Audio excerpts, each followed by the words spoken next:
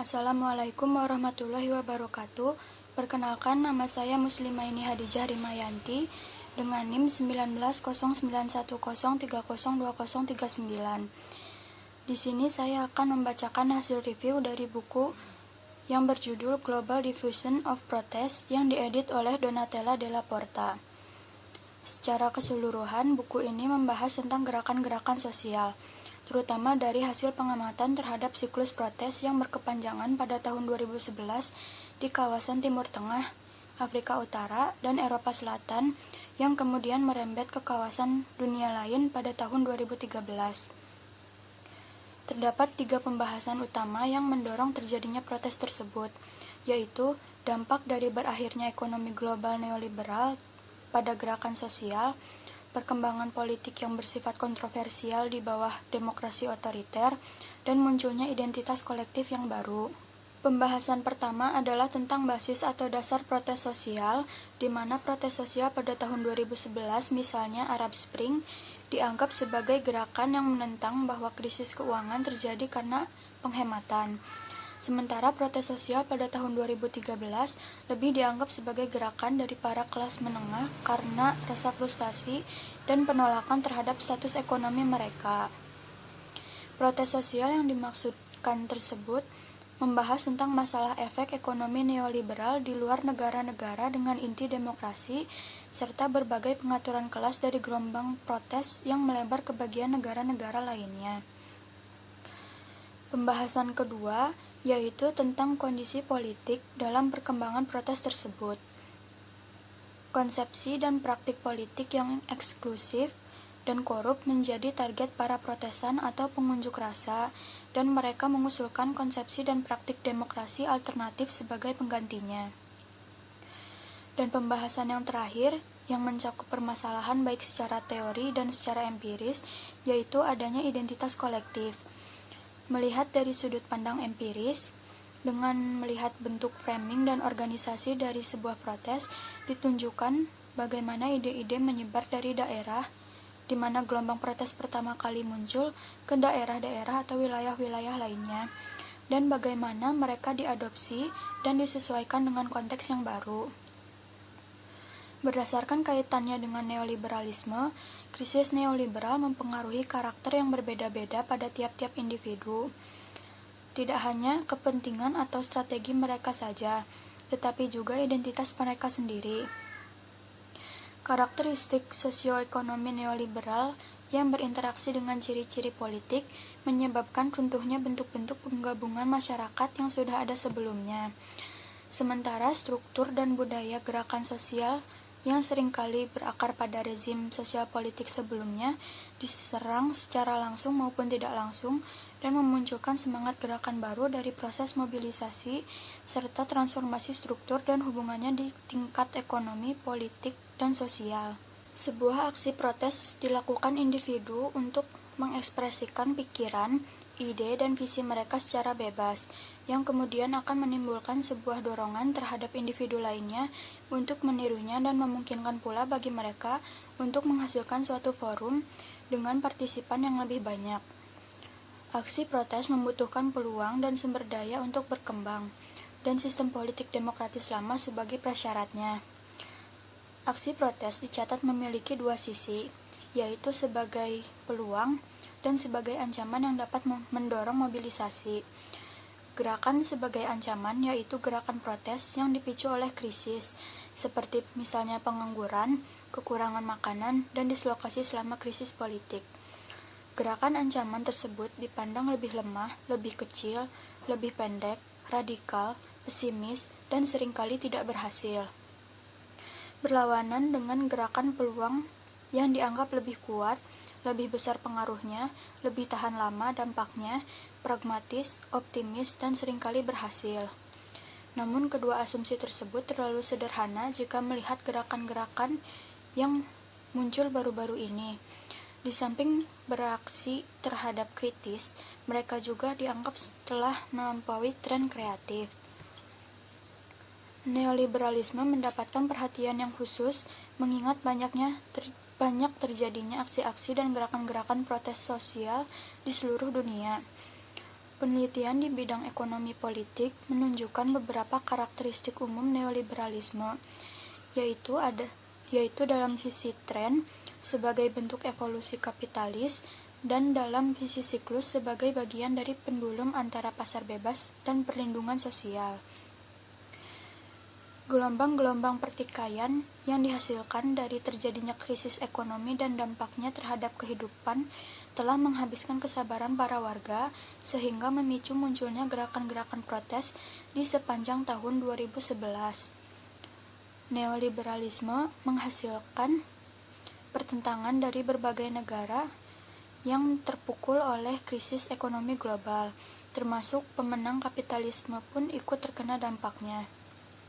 Seperti misalnya Amerika Serikat dan Britania Raya yang menganut ideologi pasar bebas melakukan pemotongan kesejahteraan sehingga menimbulkan peningkatan ketidaksetaraan dan pengurangan intervensi publik yang beresiko terhadap jumlah permintaan barang, penggunaan suku bunga rendah yang pada akhirnya memicu terjadinya krisis keuangan.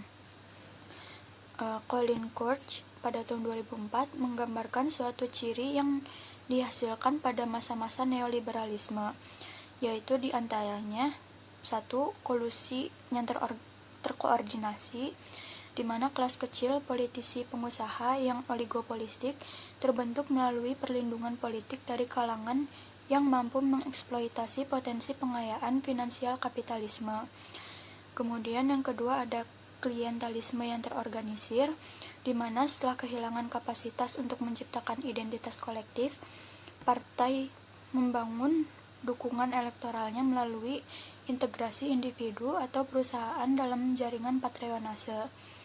Yang ketiga yaitu kooptasi partisipatif, di mana bentuk partisipasi selektif warga sebagai individu digunakan dalam upaya melawan penurunan kepercayaan politik. Yang keempat, korupsi sentrifugal, yaitu ketika krisis menciptakan perpecahan dalam oligarki, kecenderungan sentrifugal berkembang dalam pertukaran organisasi yang korup. Kemudian yang kelima ada daya tarik ideologis eksklusif, serta yang keenam adanya penindasan terhadap perbedaan pendapat. Pendapat tentang aksi atau gerakan protes yang terjadi pada tahun 2013 adalah fenomena kelas menengah mendapatkan bantahan dalam literatur ilmiah. Salah satu penyebabnya adalah adanya gerakan Gezi sebagai fenomena multikelas yang didominasi oleh kelas pekerja. Secara keseluruhan, meskipun dengan tidak menyangkal adanya politik kelas dalam mobilisasi, Gezi tidak dapat dianggap sebagai gerakan kelas seperti itu. Gezi sebagai fenomena multikelas menunjukkan adanya kehadiran semua kelas yang kira-kira sebanding dengan ukuran mereka dalam populasi. Dalam pendistribusian pekerjaan, para pengunjuk rasanya pun menunjukkan bahwa terdapat angka-angka populasi umum dari berbagai kalangan.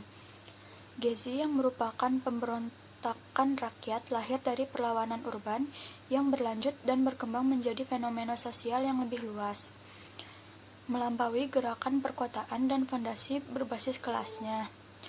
Protes yang terjadi di Taman Gezi ini terkonsentrasi, menjamur, serta menarik tingkat mobilisasi di mana-mana yang menyebar.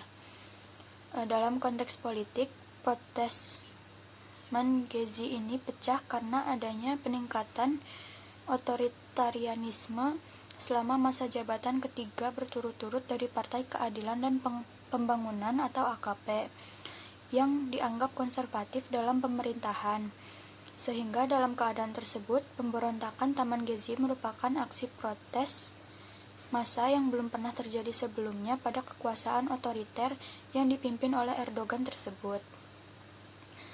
Dari segi konsekuensinya, pemberontakan Gezi jelas melepaskan efek transformatif setidaknya pada tingkat individu dan meletakkan dasar bagi pembentukan subjektivitas politik baru. Namun, subjektivitas politik lama belum sepenuhnya digantikan oleh subjektivitas baru tersebut, atau dengan kata lain masih dalam formasi dan masih berjalan. Kemudian Venezuela pada tahun 2014 mengalami banyak sekali aksi-aksi dan gerakan-gerakan protes. Bahkan dikatakan bahwa angkanya meningkat sebanyak 111% dari tahun sebelumnya, sehingga digambarkan bahwa Venezuela mengalami konflik terbesar yang termasuk dalam guncangan terbesar selama 10 tahun terakhir. Berbeda dengan Brazil yang dianggap sebagai negara dengan perekonomian paling maju pada masa krisis tersebut, meskipun tetap saja mengalami hadirnya gerakan-gerakan protes dampak dari krisis perekonomian tersebut.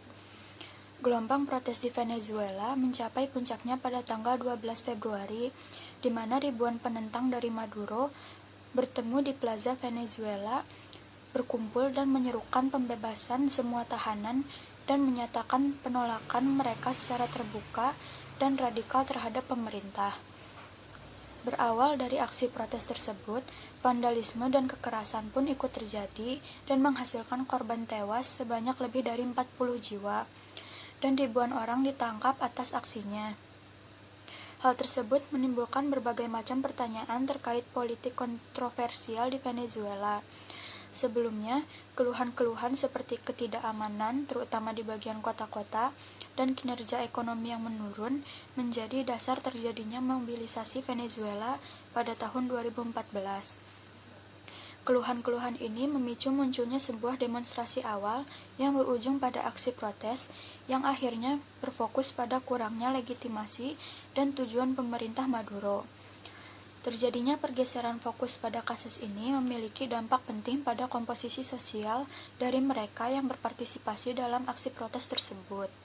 Kemudian ada pula contoh aksi dan gerakan protes lainnya, yaitu seperti gerakan protes Marakina oleh buruh tambang Afrika Selatan, protes terkait liberalisasi pasar di Bulgaria, protes di Bosnia dan Herzegovina, serta proses Euromaidan, yang dimana aksi atau gerakan protes tersebut terjadi pada rentang tahun 2013 hingga 2014. Sekian yang dapat saya sampaikan. Apabila ada kesalahan pengucapan atau tutur kata, saya mohon maaf. Wassalamualaikum warahmatullahi wabarakatuh.